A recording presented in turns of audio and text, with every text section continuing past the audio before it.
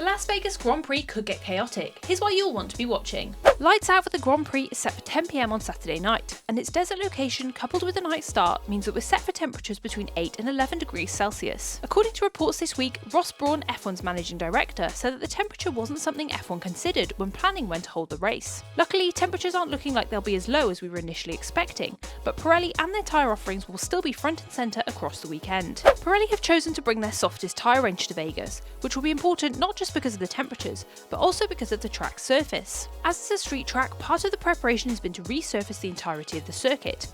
While this sounds great, and it will be for bumpiness, it also means the traction and grip will be very low, and that we'll see a huge amount of evolution over the weekend. Low traction, low grip and low temperatures all combine to create a very slippery track, and adding in the long straights mean there's probably not going to be much chance for the drivers to warm their tyres, hence why Pirelli have opted for their softest compounds to hopefully help with this. It's not just tyres that the cold will affect though, and the temperatures will present engineers up and down the grid with a unique challenge when it comes to engines, cooling and aerodynamic specifications. F1's recent races in Qatar and Mexico have been on the complete opposite end of the cooling and temperature spectrum, and the conditions in Vegas will be a very different operating window for the cars, meaning that finding the optimum setups will be less than straightforward. Engineers will have been preparing for this weekend in the simulator, but even that leaves a lot of unknowns about the car's performance when they actually run on track. Paul Monahan, Red Bull's chief engineer, said he's not too worried about cooling or the tyre and engine operating window, as the teams frequently complete winter tests in the UK that have similar conditions to what we're expecting in Vegas, and the cars cope. The difference here though is that Vegas is a competitive session, meaning that teams won't just be looking to make the car run or cope, but instead to make it the best it can be. Unlike the pre-cost cap era, teams can't just throw money at creating a whole new cooling package for one Grand Prix,